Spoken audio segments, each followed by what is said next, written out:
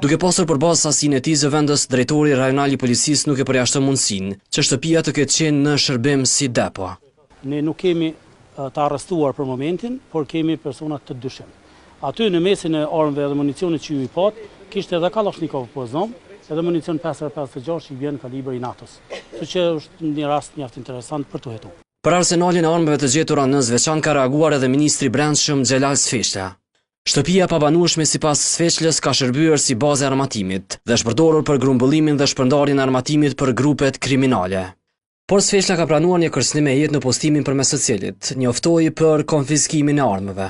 Unë personalisht do të dënoj, likuidoj, vetëm momenti pritet. Thuhet në kërcënimin e bërë nga një profil që mban emrin e organizatës së shpallur terroriste, Brigada Veriut. Në vend mbastisje përpas institucioneve vendore të sigurisë, kanë qenë të pranishëm edhe përfaqësues të KFOR-it.